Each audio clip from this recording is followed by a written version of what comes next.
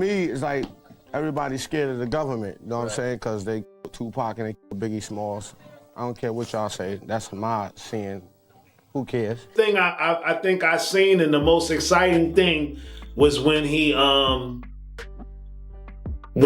the mic from Biggie, and Biggie was so amped up. Once Dirty started going in, Biggie forgot it was his show. Biggie wasn't just another rapper, he was the heartbeat of East Coast hip-hop, the crowned king of New York.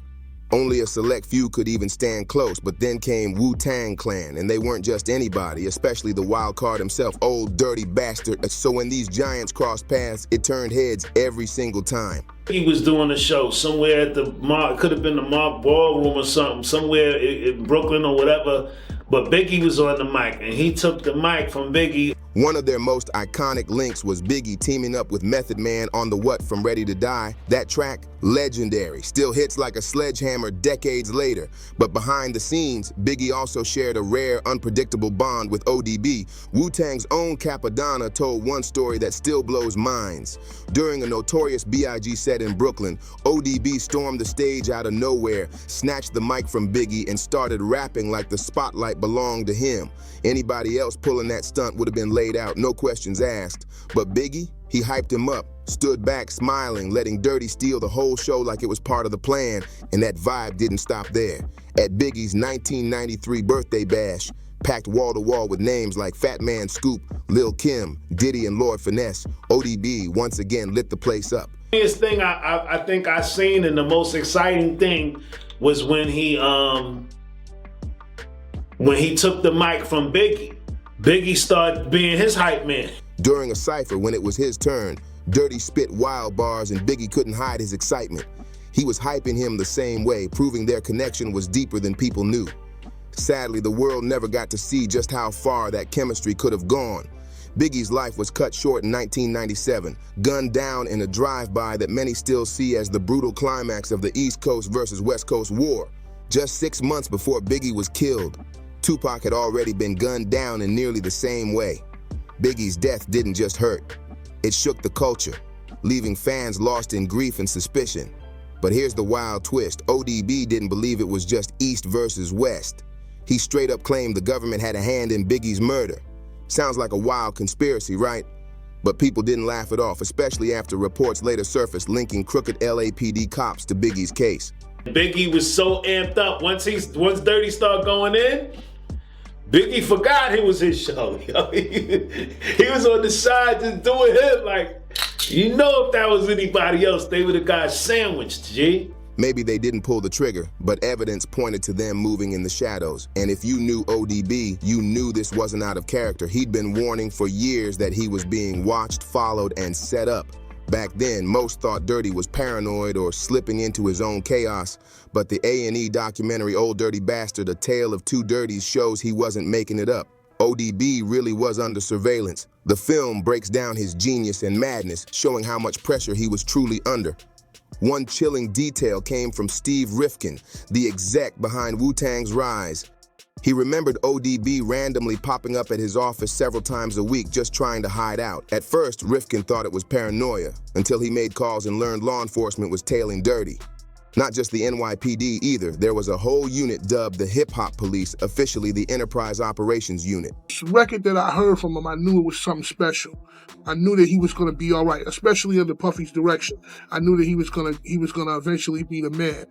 Built just to track rappers like they were mob bosses. Their mission was clear: gather dirt, build profiles, and treat rappers like cartel bosses. And with ODB being one of the wildest, most unpredictable faces in Wu-Tang, he became the perfect target. From random traffic stops to spotting undercover cars lurking outside venues, the pressure never stopped. He wasn't just imagining it, he was living under constant surveillance.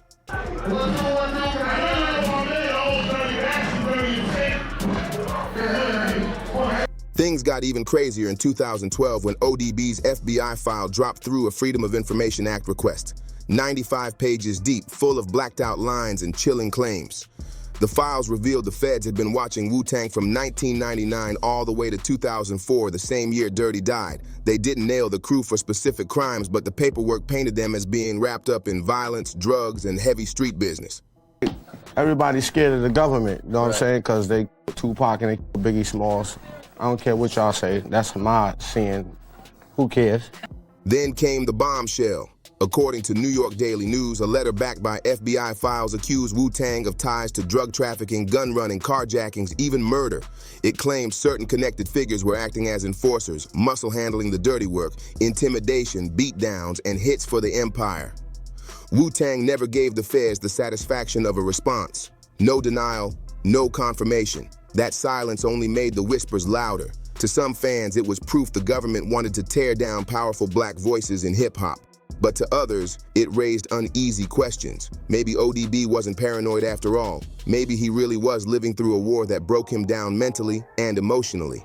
And no matter how off the rails Dirty's antics got, the love never faded.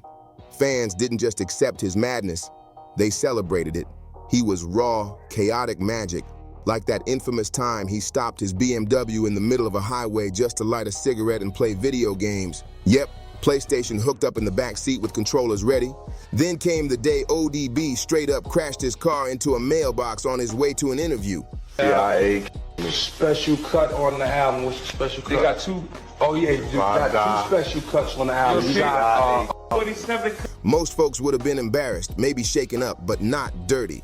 He strolled in laughing, grabbed the mic, and flipped the wreck into comedy like it was part of the show. That was his gift, turning chaos into pure charisma. He was a walking contradiction. And that's exactly why people loved him. No filters, no media polish, no fake image, just raw ODB, flaws and all. That lightning energy made him magnetic, but it also scorched everything in reach. He was a father to 13 kids across 6 different women, but he struggled with court dates, child support, and his own demons.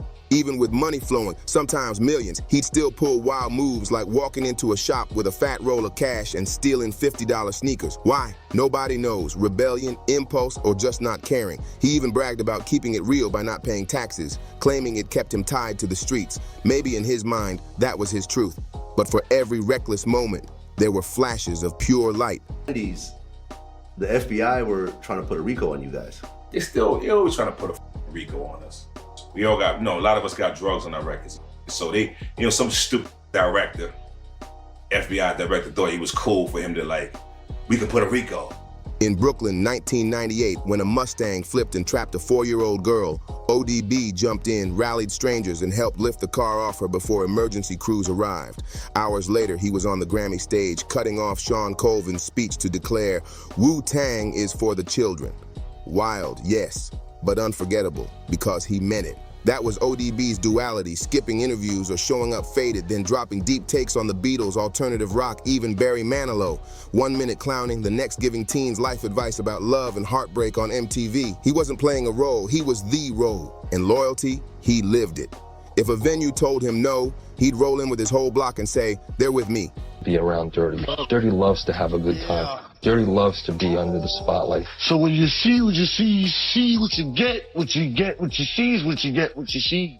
If someone spilled a drink on his shoes, he'd pour his own drink over himself to prove, now we even. Dirty live by rules only he could write, and somehow, people respected it. Messy, raw, and unfiltered, but always loyal. ODB wasn't just wild on stage, he was also a protector and mentor. He'd spend hours on the phone with young rappers, warning them about the traps that nearly ruined him. That loyalty and realness might be why he clicked so well with Biggie. But let's be real, Biggie's bond with Wu-Tang wasn't all smooth. Tension sparked with 2 heavyweights, Ghostface Killah and Raekwon. To see how it boiled over, you gotta rewind to 1995, the golden era of hip-hop. The scene was electric, legends dropping classics non-stop, New York at the center of the storm. But with greatness came drama because every move mattered. Strength sometimes in a moment of panic.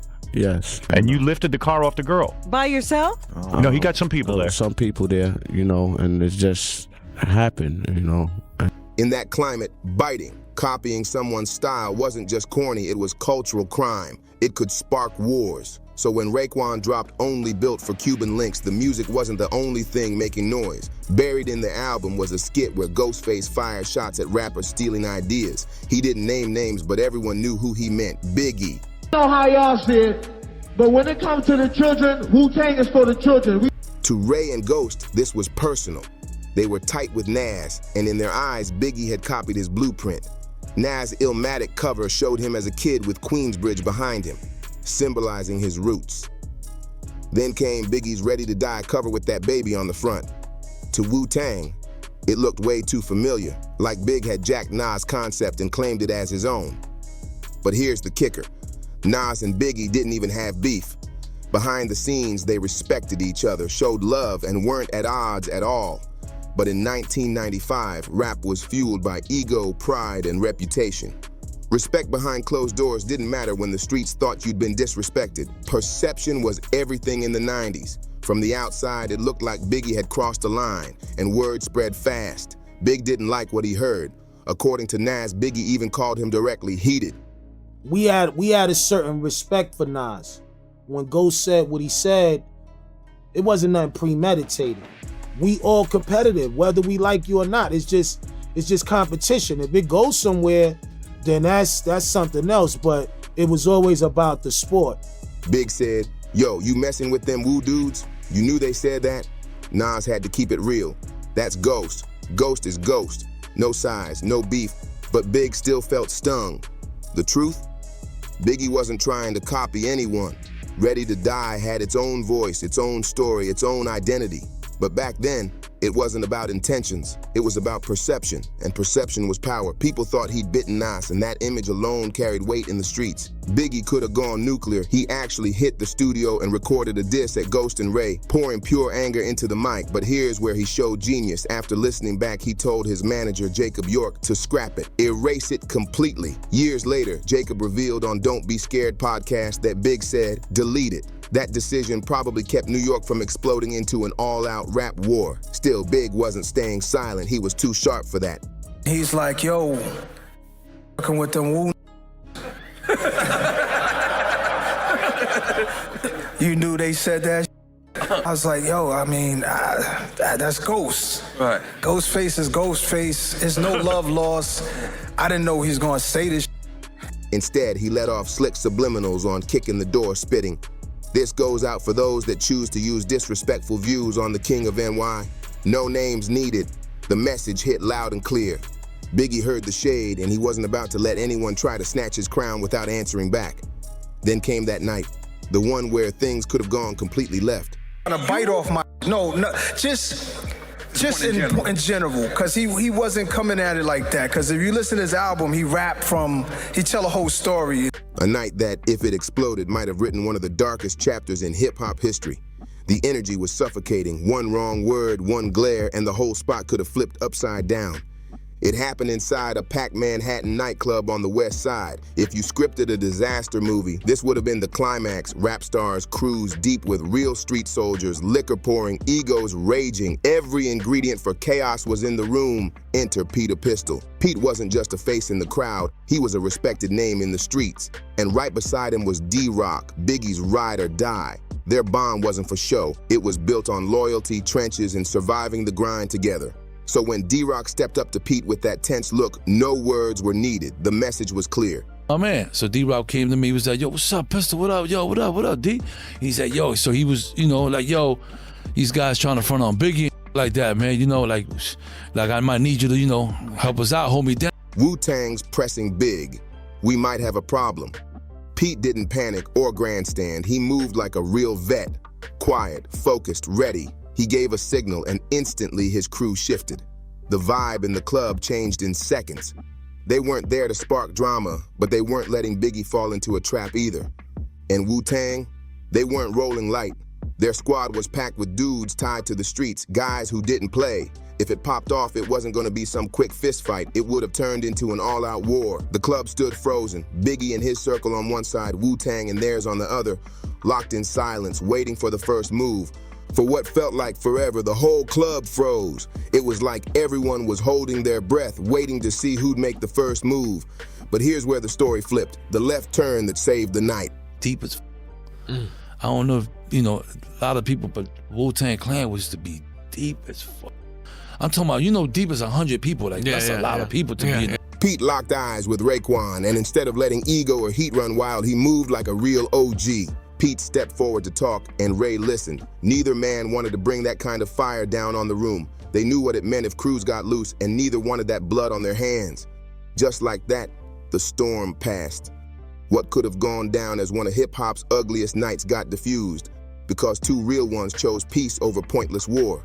Years later, Pete never bragged about it, never spun it like Biggie's camp-punked Wu-Tang.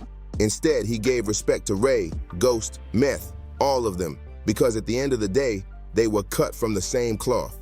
Street soldiers turned stars, navigating fame while still bound to the block's code. And that night, they stepped back from the edge instead of falling off it. If you rocked with this story, don't forget to hit that like button, say what you think in the comments, and subscribe for more untold hip-hop legends. See you in the next one.